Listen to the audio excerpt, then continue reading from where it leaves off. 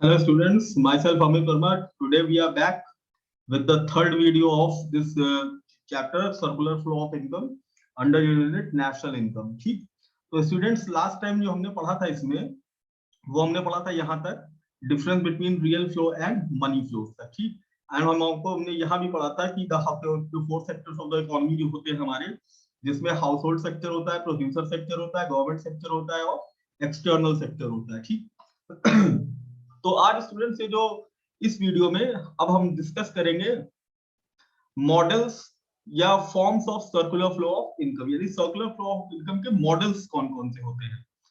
इसमें अगर इनका देखें तो यहाँ लिखा हुआ है कि a pictorial illustration of the interdependence among the sectors can be shown through various models depending upon the number of sectors involved in the economy।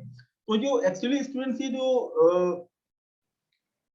आप पहले तो ये समझते हैं कि मतलब कि देखिए पहले होता है क्या कि ये जो सर्कुलर फ्लो ऑफ इनकम है ये इसके कई मॉडल्स होते हैं। ठीक, डिपेंडिंग अपॉन कि कौन कौन से सेक्टर इसमें इन्वॉल्व है। इसमें 2 सेक्टर इकोनॉमी भी होती है, 3 सेक्टर इकोनॉमी भी होती है। ठीक, तो ये depends upon the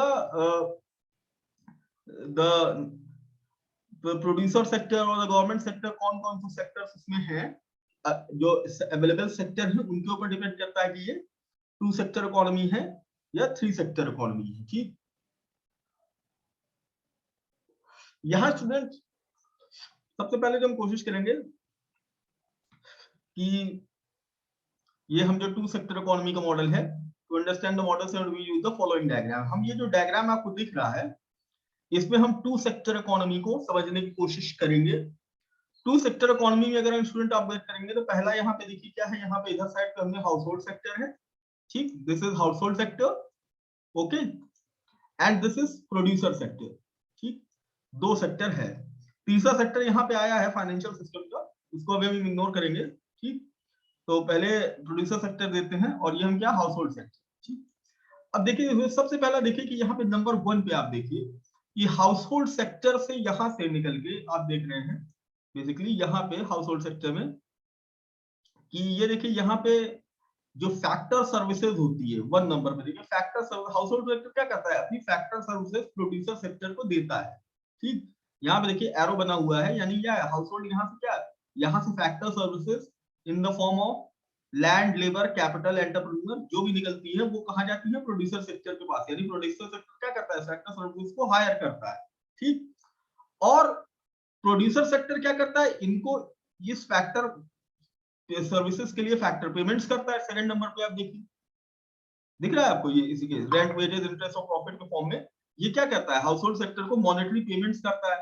household sector अपनी क्या फैक्टर सर्विसेज प्रोड्यूसर सेक्टर को देता है, प्रोड्यूसर सेक्टर उसके अगेंस्ट में क्या करता है, मॉनेटरी पेमेंट्स करता है, फैक्टर पेमेंट्स करता है, जैसे रेंट, वेजेस, इंटरेस्ट, प्रॉफिट। ये देखिए यहाँ पे जो हाउस होल्ड सेक्टर के पास जाता है। ठीक, तो हमें जो हम जॉब करते हैं या अपनी सर्विसेज देते हैं, हमें देखिए पेमेंट मिलती है प्रोड्यूसर सेक्टर से, और हम अपनी सर्विसेज देते हैं तब हमें पेमेंट मिलती है ना।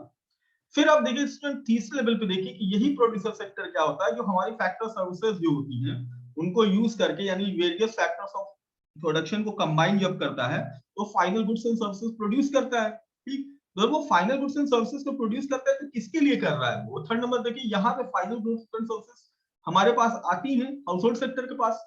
ठीक, आप देखिए ये जो हाउस होल्ड सेक्टर के पास जो है हमारे पास क्या है, फाइनल गुड्स एंड सर्विसेज आ रही है। इस डायग्राम को समझना बहुत जरूरी है क्योंकि तीसरे नंबर देखिए फाइनल गुड्स एंड सर्विसेज क्या है, ये यहाँ से प्रोड्यूसर सेक्टर से निकली, ये हमारे पास कहाँ आई है, हाउस होल्ड सेक्टर के पास आ रही है। अब हाउस होल्ड सेक्टर के पास जो final goods and services available है, ठीक, क्योंकि उसके पास पैसा तो है, ये मॉनेटरी पेमेंट्स उसके पास है, आ चुके हैं, तो वो क्या करता है, in final goods and services को परचेज करता है कंजम्पशन के लिए, यानी अपने ऊपर कंजम्पशन पे वो एक्सपेंडिचर इनकर करता है जिसको हम कहते हैं कंजम्पशन एक्सपेंडिचर।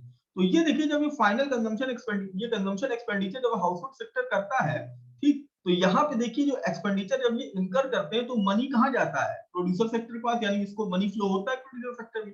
ठीक, पहले शुरुआत से समझ लीजिए कि हमने यहाँ पे अपनी फैक्टर सर्विसेज दी प्रोड्यूसर सेक्टर को, प्रोड्यूसर सेक्टर ने उसके लिए हमें क्या किया, मॉनेटरी पेमेंट्स कर दी। ठीक, अब क्या हुआ, प्रोड्यूसर सेक्टर ने final goods and services produce की, उसने हमें दिया। ठीक, हमारे पास फाइनल गुड्स एंड सर्विसेज आ गए हैं थर्ड नंबर पे देखिए। और चौथे में देखिए क्या, हम हाउस होल्ड सेक्टर जो हम लोग हैं, हम लोग क्या करते हैं, अपने पैसे को खर्चा करते हैं, कंजम्पशन एक्सपेंडिचर करते हैं, यानी हमको फाइनल गुड्स एंड सर्विसेज की जरूरत होती है, जैसे फूड है, क्लोथिंग है, ये सब हम करते हैं, तो जो पैसा हम एक्सपेंडिचर इनकर करते हैं वो कहाँ जाता है, प्रोड्यूसर सेक्टर के पास जाता है, ठीक, यानी प्रोड्यूसर्स के पास वो मनी जा रहा है, ठीक। तो ये इसी को हम क्या कहते हैं, सर्कुलर फ्लो ऑफ इनकम, ठीक। अब चूंकि इसके ये तो टू सेक्टर इकोनॉमी था, प्रोड्यूसर सेक्टर और हाउसहोल्ड सेक्टर को, वो तो बात यहाँ भी खत्म हो जाएगी। लेकिन एक यहाँ पे जो इंपॉर्टेंट समझने लायक चीज है वो स्टूडेंट्स, कि जब प्रोड्यूसर सेक्टर जो होता है हमें जो मॉनेटरी पेमेंट्स करता है, यानी जितना पैसा वो इनकर करता है गुड्स के प्रोडक्शन में, यानी ठीक, यानी तो क्या पूरा पैसा तो उसके पास, ऐसा नहीं है कि पूरा ही पैसा इकोनॉमी में कंजम्पशन एक्सपेंडिचर हो जाएगा पूरा उसके पास वापस आ जाएगा, ऐसा भी नहीं है। अगर हम लोग अपने आप को भी एग्जांपल लेके देखें, अगर किसी आदमी को मानिए कुछ भी सैलरी मिलती है 10,000 रुपीज, 20,000 रुपीज, तो ऐसा तो नहीं है कि हम जो है कि उसको पूरा पूरा कंजम्पशन एक्सपेंडिचर कर देते हैं, पूरा पूरा तो हम खर्चा नहीं करते। तो हम क्या करते हैं, जो कुछ पैसा जो होता है वो सेविंग्स के फॉर्म में क्या करते हैं, बैंक में जमा कर देते हैं। ये देखिए चौथा दिखाना है ना, ये 5वें नंबर पे देखिए, सेविंग्स जो है हमारी कहाँ जा रही है, फाइनेंशियल सिस्टम यानी मनी मार्केट में, यानी इसको हम एक तरीके से बैंक कह सकते हैं, ठीक। क्योंकि बैंक क्या होता है, बैंक एक फाइनेंशियल इंटरमीडियरी होता है इकोनॉमी में, जो हमारी सेविंग्स को क्या इन्वेस्टमेंट्स में चैनलाइज करता रहता है, ठीक। तो हमारी सेविंग्स जाती है यहाँ पे, और यहाँ से हम बोरोइंग्स भी करते हैं, ऐसा नहीं तो बैंक हमको लोन्स वगैरह भी देते हैं, देखिए बोरोइंग्स भी हमको देते हैं हाउसहोल्ड सेक्टर को। इसी तरह प्रोड्यूसर सेक्टर भी क्या करता है, अपनी सेविंग्स उनके यहाँ भी वो मनी सेव करते हैं, ठीक। वो मनी सेव करके कहाँ करते हैं, बैंक में जमा करते हैं, तो बैंक उनको भी लोन्स देता है, बोरोइंग्स होती है वहां पे, ठीक। बैंक उनको पलट के क्या करता है, लोन देता है कि यहाँ से एरो इस तरफ बना है। तो ये था हमारा टू सेक्टर मॉडल जो हमको समझना था। टू सेक्टर मॉडल आप बहुत गाइडेंस देखिए, ये डायग्राम बहुत ही इंपॉर्टेंट है, इससे आपको बहुत अच्छी तरीके से सब कुछ समझ में आ जाएगा। एक बार से फिर मैं आपको समझा देता हूं कि सबसे पहले देखिए हाउसहोल्ड सेक्टर है और हमारा क्या है, प्रोड्यूसर सेक्टर है, ठीक। प्रोड्यूसर सेक्टर जो होता है स्टूडेंट्स, यहाँ पे हमने प्रोड्यूसर सेक्टर को अपनी फैक्टर सर्विसेज दी। देखिए फैक्टर सर्विसेज क्या है, हमारी जा रही है यहाँ पे, ठीक, इधर, और यहाँ से क्या उन फैक्टर सर्विसेज के अगेंस्ट में क्या मॉनेटरी पेमेंट्स जनरेट होकर हमारे पास आ रहे हैं, ठीक, यानी वेजेस, रेंट, इंटरेस्ट, प्रॉफिट के फॉर्म में हमारे पास हाउसहोल्ड सेक्टर के पास मॉनेटरी पेमेंट्स आते हैं। फिर producer sector final goods and services produce करता है, जो हमारे हाउसहोल्ड सेक्टर के लिए वो कर रहा है, ठीक। फाइनल गुड्स एंड सर्विसेज हमारे पास आ जाते हैं, और हम उन फाइनल गुड्स एंड सर्विसेज को कंज्यूम करने के लिए जो एक्सपेंडिचर इनकर करते हैं वो क्या कहलाता है, हमारा consumption expenditure on goods and services. और जब हम कंजम्पशन एक्सपेंडिचर करते हैं तो वो होता है मनी फ्लो होता है, वो किस तरफ होता है, वो प्रोड्यूसर सेक्टर में जाता है, यानी हम जो पैसा खर्चा करते हैं गुड्स एंड सर्विसेज की, वो किसके पास जा रहा है, जो हमारे देश के उद्योगपति हैं या बिजनेसमैन हैं उनके पास ही तो जा रहा है। और वो बना किसके लिए रहे हैं, हमारे लिए तो बना रहे हैं, अगर हम नहीं रहेंगे तो किसके लिए बनाएंगे, ठीक। बात करते हैं इसमें two sector model in a simple economy. अगर two sector model in a simple economy की बात करेंगे तो it consist of a producer sector and a household sector, ठीक। It consist of producer sector and no financial sector money sector market, ठीक। Transaction 1 2 3 and 4 in figure 22 explain this interdependence, ठीक। यानी क्या है, अगर आप टू सेक्टर मॉडल की बात कर रहे हैं, यहाँ सिर्फ दो सेक्टर होते हैं, ठीक, जिसमें वन ट्रांजैक्शन 1 2 3 4 ये क्या रिप्रेजेंट कर रहे हैं, यहाँ पे इसका इंटरडिपेंडेंस दिखाना है, ठीक। ट्रांजैक्शन फर्स्ट जो दिखाना है उसी का एक्सप्लेनेशन है डायग्राम का, कि factor services, land, labour, capital and flow from household sector to the producer sector. ये क्या है, हमारा रियल फ्लो है, जहां हम सर्विसेज का फ्लो हो रहा है उसको हम क्या कहते हैं, रियल फ्लो कहते हैं, ठीक। फिर factor payment flow from producer to household sector for their services, यानी 2 नंबर पे अगर आप बात कर रहे हैं तो फैक्टर सर्विसेज के अगेंस्ट में क्या मॉनेटरी पेमेंट्स हमारे पास आ रहे हैं, तो ये क्या है, मनी फ्लो हो जा रहा है हमारा, ठीक। तीसरा है हमारा final goods and services flow from producer sector to the household sector, ये भी क्या रियल फ्लो है।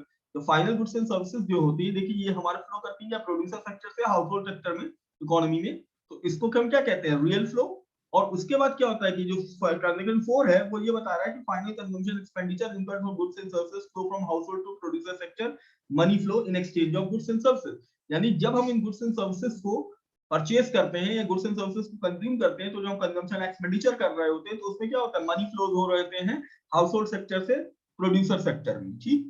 तो ये इसी डायग्राम का स्टूडेंट्स एक्सप्लेनेशन नीचे लिखा हुआ है, इसको आप लोग देख सकते हैं, ठीक। अब बात करते हैं in simple economy total production of goods and services by firms is equal to the total consumption expenditure of goods and services by household sector. ये बताने की कोशिश कर रहे हैं कि जो हमारी सिंपल इकोनॉमी होते हैं तो उसमें total production of goods and services by firm is equal to total consumption expenditure of goods and services by household. यानी अगर सिंपल इकोनॉमी की बात करें तो यहाँ पे जितना मॉनेटरी पेमेंट्स जनरेट होता है ये हमारे लिए करते हैं प्रोड्यूसर सेक्टर वाले, उतना ही क्या हमारा कंजम्पशन एक्सपेंडिचर हो जाता है, ठीक, यानी उतना ही पैसा हम क्या करते हैं, यानी प्रोड्यूसर जितना पैसा इकोनॉमी में खर्चा करते हैं उतना उनके पास क्या रिपल्ट होकर आ जाता है, यानी जो जो फैक्टर पेमेंट्स वो करते हैं that is equal to consumption expenditure by the household, ठीक। Factor payment by firms is equal to factor incomes of the household, भाई फैक्ट ये तो बट ऑब्वियस है कि जितना ये फैक्टर पेमेंट्स करेंगे यहाँ पे उतना ही इनकी यहाँ पे इनकम होगी, भाई जितना प्रोड्यूसर्स खर्चा करेंगे उतना ही इनकम यहाँ पे लोगों की होगी, ये तो बट ऑब्वियस देखने को मिल रहा है, ठीक। Consumption expenditure of household is equal to the income of the producer, ये भी इंपॉर्टेंट चीज है भाई, हम जितना कंजम्पशन एक्सपेंडिचर करेंगे यहाँ पे हाउस होल्ड सेक्टर जितना भी पैसा अपना खर्चा करेगा वही क्या होगी प्रोड्यूसर सेक्टर के पास मनी फ्लो करके जाएगा, वही उसकी इनकम होगी, भाई हम जितना कंजम्पशन एक्सपेंडिचर करेंगे वही उनकी इनकम होगी, और तो कुछ होगी नहीं, ठीक। Real flow of production and consumption of firms and households equals to the money flows of income and expenditure of firms and households. Real flow of production and consumption of firms, ये बता रहा है कि real flow of production and consumption of firms जो होता है and firms and household is equal to the money flows, यानी real flows को money flows के including बराबर होता है, ये यानी की बात ये थी, ओके। तो ये था हमारा टू सेक्टर मॉडल इकोनॉमी। अब हम बिल्कुल बात करते हैं two sector economy with financial system. अगर टू सेक्टर इकोनॉमी में अगर हम बात करेंगे जहां फाइनेंशियल सिस्टम होता है तो यहाँ पे आप देखेंगे कि जैसे ये यहाँ पे बात हुई है कि फाइनेंशियल सिस्टम यहाँ पे आ जाता है, वहां पे क्या हो रहा है, दोनों सेक्टर की सेविंग्स यहाँ पे जमा होती है और क्या होता है, ठीक। अगर हम बात करेंगे two sector economy with financial system, पहले यहाँ पे लिखेंगे financial system is essential for the working of the modern economy, financial institutions are intermediaries between the savers and the investors. देखिए स्टूडेंट जैसे होता क्या है कि जब टू सेक्टर इकोनॉमी में जब हम फाइनेंशियल सिस्टम को भी लेके आते हैं, जैसे आप यहाँ पे देख रहे हैं कि हाउस होल्ड और इनके बीच में क्या है, फाइनेंशियल सिस्टम एक मनी मार्केट है, तो ये मनी मार्केट क्या करता है कि जो हमारी सेवर्स को इन्वेस्टर्स को साथ लाता है, यानी बचाने वालों को निवेश करने वालों, इस फाइनेंशियल सिस्टम की फीचर्स क्या क्या है, all savings by household and firms go to the financial market, जितने भी फर्म्स यानी प्रोड्यूसर सेक्टर या हाउसहोल्ड सेक्टर जितनी भी सेविंग करता है वो क्या होती है, फाइनेंशियल मार्केट में चली जाती है, ठीक। Financial market invest the money by lending out to the firm for financing new investment in plant and machinery, और ये जो फाइनेंशियल मार्केट होता है ये क्या करता है, ये सारे मनी जो सेविंग्स जमा हो रही है लोगों की इकोनॉमी में उनको क्या करता है, लोन के फॉर्म में लेंड आउट कर देते हैं ताकि और इन्वेस्टमेंट हो देश में, और हमारे यहाँ कैपिटल गुड्स का प्रोडक्शन हो, प्लांट एंड डेवलपमेंट, ये सब यानी एसेट्स क्रिएट हो, ठीक।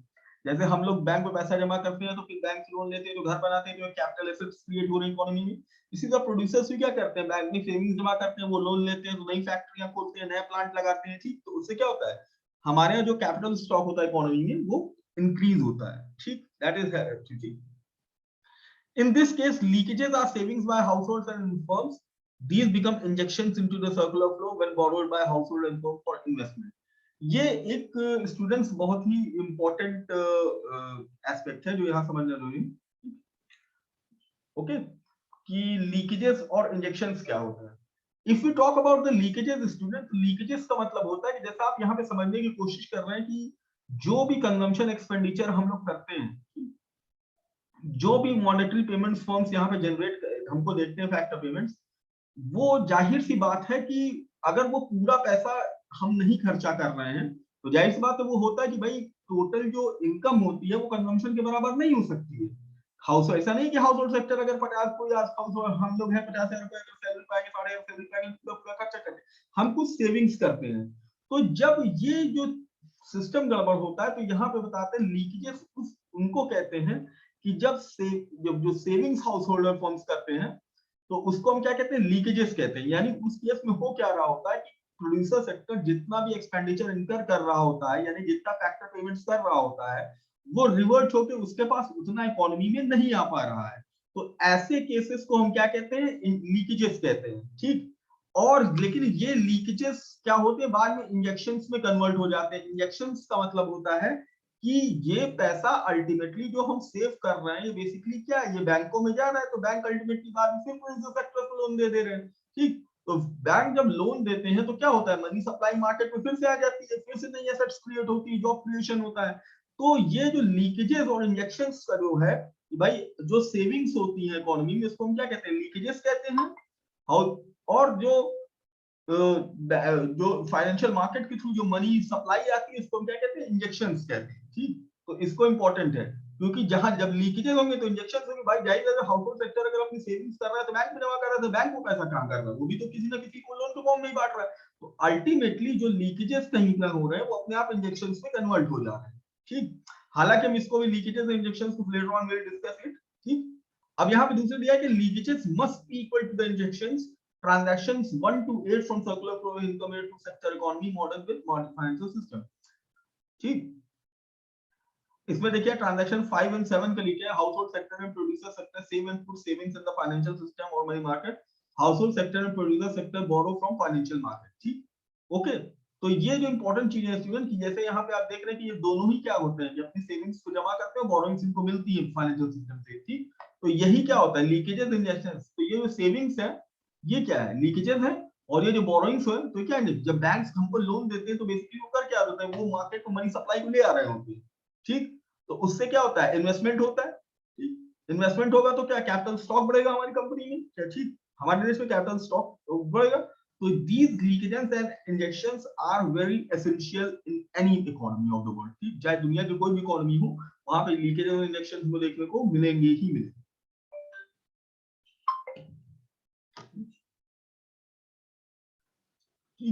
लीकेजेस इंजेक्शंस को स्टूडेंट्स जैसे यहाँ पे लिखा है, leakages must be equal to the injections refers to figure 3.2 in transaction 128 flow.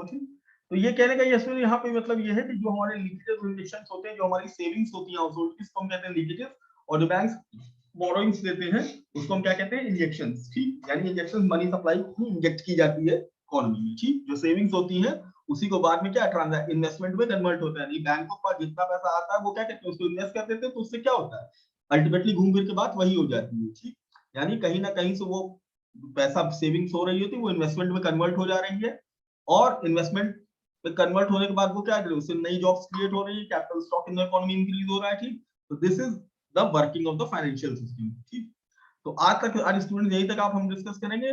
Next जब हम वीडियो करेंगे तो हम इसमें डिस्कस करेंगे लीकेजेस एंड इंजेक्शंस के बारे में, स्टॉक ऑफ फ्लो कॉन्सेप्ट। ठीक, there are still some part of the chapters which are left over here, हम उनको बहुत ही डिटेल में नेक्स्ट वीडियो में डिस्कस करेंगे। I hope you people will like this video. And हाँ, ये मैं बताना चाहूंगा स्टूडेंट्स कि ये जो बुक मैं यहाँ पे जो पीडीएफ यूज कर रहा हूँ, ये बहुत ही प्रोमिनेंट राइटर है मिसेस राधा बहुगुणा, उनकी बुक का पीडीएफ है।